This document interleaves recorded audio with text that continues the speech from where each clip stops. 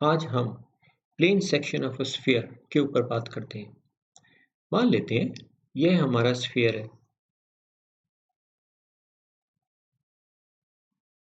यह इसका सेंटर है ओ। मान लेते हैं यह कोई प्लेन है हमारा, इससे हमने इस स्फीयर को काटा। तो हम देखते हैं हमको क्या प्राप्त होता है। Section of a sphere by a plane जब होता है तो हमको क्या मिलता है। ये ओ हमारा सेंटर है स्फीयर का। हम इस ओ से इस प्लेन पर परपेंडिकुलर डाल देते हैं, है ना। इस ओ, ये जो इसका सेंटर है, इससे हम इस पर परपेंडिकुलर डाल देते हैं। ये रहा हमारा परपेंडिकुलर। चलिए इसको n कह देते हैं। चलिए मान लेते हैं ये रहा ये section of sphere by plane. मान लेते हैं, चलिए ये रहा P पॉइंट। ये P पॉइंट है जो किस पर है। P जो हमारा पॉइंट है लाइज ऑन स्फीयर और प्लेन। ये जो P पॉइंट है दोनों पर, मतलब सेक्शन के ऊपर जो हमने प्लेन स्फीयर को इस प्लेन से जो हमने काटा, तो जो पॉइंट जो है P ऐसा पॉइंट है जो प्लेन पर भी है और स्फीयर पर भी है। इस पर इसको ज्वाइन कर दे, ये O सेंटर ऑफ स्फीयर, ये इसको ज्वाइन करा। ये NP, ये N परपेंडिकुलर डाला प्लेन पर, तो N किस पर है, प्लेन पर स्थित है। P किस पर है, प्लेन पर भी है और स्फीयर पर भी है, तो इसको ज्वाइन कर दिया। तो इसका मतलब क्या हुआ, यह O सेंटर है स्फीयर का, P स्फीयर पर कोई पॉइंट है, पॉइंट ऑन स्फीयर।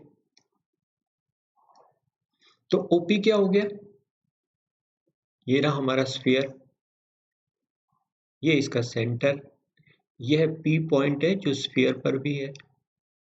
तो ये OP क्या हो गया, radius of the sphere. OP क्या हो गया, रेडियस ऑफ द स्फीयर, है ना। P ऐसा पॉइंट है जो सेक्शन पर है, मतलब जो स्फीयर पर भी है और प्लेन पर भी है। NP, ये NP क्या है, N कैसा पॉइंट है,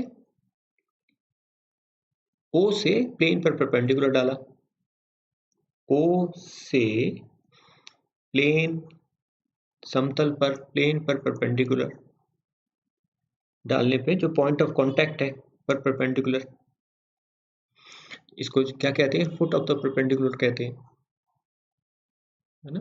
लंब पाथ कहते हैं, फुट ऑफ द परपेंडिकुलर। कहां से, फ्रॉम सेंटर, गोले के केंद्र से, from centre of sphere to the plane, समतल तक। ये जो परपेंडिकुलर डाला यह लंब पाथ कह देते हैं, है ना, फुट ऑफ द परपेंडिकुलर। तो यह कहने का मतलब क्या हो गया, O से N क्या हो गया कि प्लेन की गोले के केंद्र से दूरी, समतल की, प्लेन की, गोले के केंद्र से दूरी, distance of the plane from the centre of sphere, है ना। डिस्टेंस ऑफ प्लेन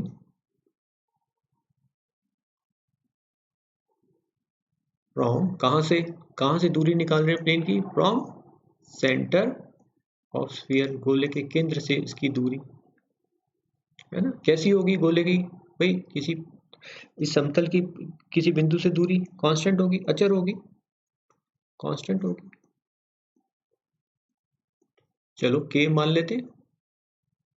तो अब ये जो हमारे पास यह प्लेन में लाइन है, यह N, ये गोले का केंद्र, इससे इस पर परपेंडिकुलर डाला, ये भी P, N भी प्लेन में है, P भी प्लेन में है, तो ये लाइन प्लेन में है ना। यह हाइपोटेन्यूज हो गई। तो इससे OP का स्क्वायर किसके बराबर हो गया, ON का स्क्वायर प्लस एन पी का स्क्वायर, या अगर कहो तो एन पी का स्क्वायर क्या हो गया, ओ पी का स्क्वायर माइनस ओ एन का स्क्वायर।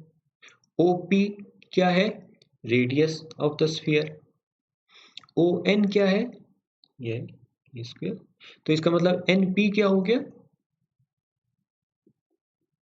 आर स्क्वायर माइनस के स्क्वायर। आर क्या है, गोले का रेडियस, तो कांस्टेंट होता है, के कांस्टेंट है, ये दोनों कांस्टेंट क्वांटिटीज हैं, तो ये कैसा हो गया, कांस्टेंट हो गया, अचर हो गया।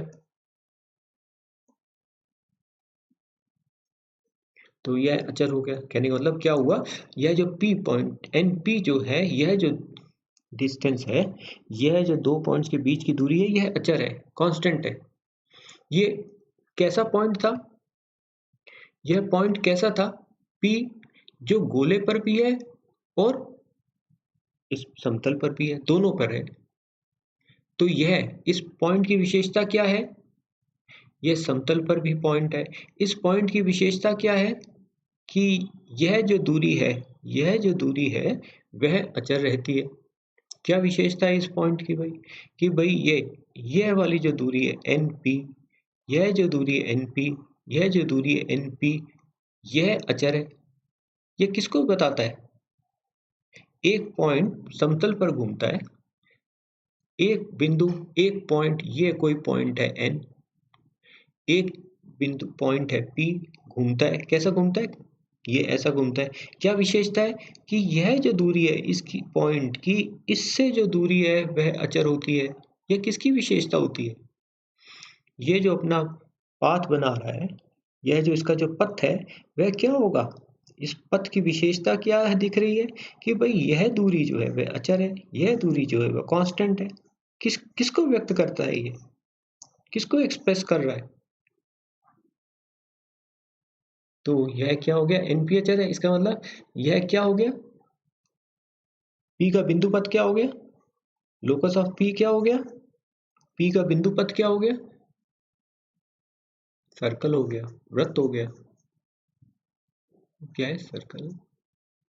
यह पी पॉइंट कैसा था, यह पी पॉइंट कैसा है, जो गोले पर भी है और किस पर है, समतल पर है। क्या विशेषता है इसकी, इस P की इस N से जो दूरी है वह अचर रहती है, कांस्टेंट रहती है। तो यह किसको बनाएगा, इसका पथ क्या होगा, ये इसका पथ जो निर्माण करेगा वो क्या होगा। हम जानते हैं ना कि सर्कल क्या होता है, सर्कल एक ऐसे बिंदु का बिंदु पथ है जिसकी की स्थिर बिंदु से, फिक्स्ड पॉइंट से दूरी अचर रहती है। एक ऐसे घूमने वाले बिंदु का बिंदु पथ है जिसकी की स्थिर बिंदु से दूरी अचर रहती है। तो इसका मतलब हमको क्या मिला, यह जो P मिला, जब हमने इस गोले को किसी समतल के द्वारा काटा तो हमको क्या मिला,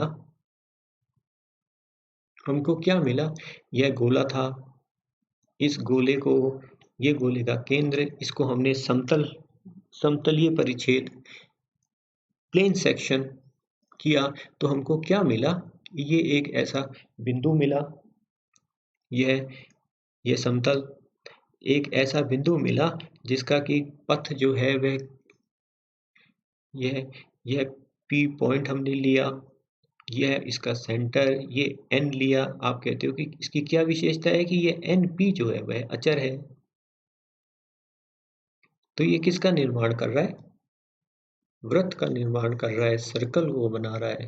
तो इसका मतलब क्या हुआ, section of sphere, section of sphere by plane क्या है, इस सर्कल, वृत्त को निर्माण करता है ना। तो जैसे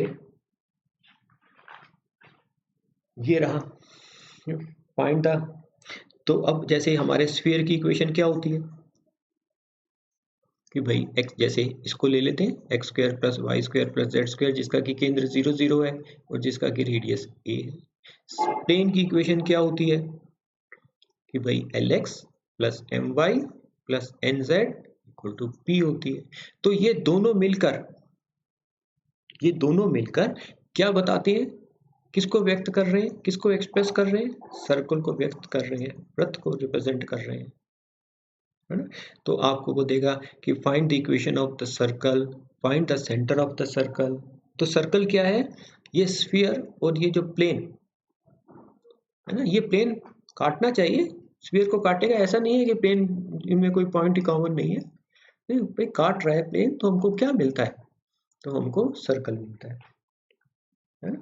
तो अब इसके ऊपर हम नेक्स्ट टाइम पे करेंगे, आप इसको पढ़ना, इसमें आपको पास क्वेश्चंस आएंगे कि जैसे फाइंड द कोऑर्डिनेट्स, इस प्रकार के अपने को क्वेश्चन मिलेंगे। नेक्स्ट टाइम इसको हम करेंगे, find the coordinate of centre and radius of circle, है ना। सर्कल क्या होता है, स्फीयर और प्लेन मिलके जो हमको जो देते हैं वह सर्कल होता है। X square plus y square plus z square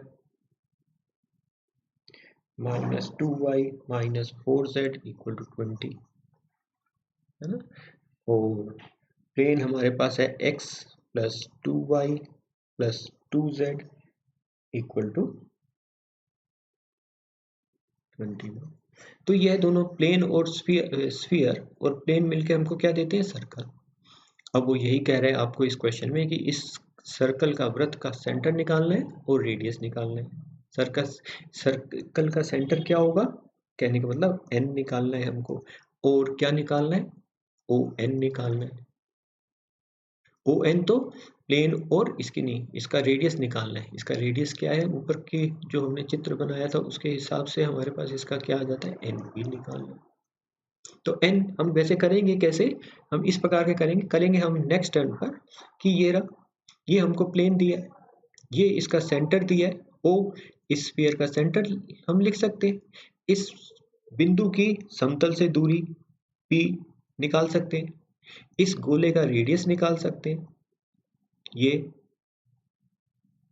है ना, ये n था हमारा, ये हमारा P पॉइंट है, तो यह ON निकाल सकते हैं, बिंदु की हमने पढ़ा है, distance of a point from a plane.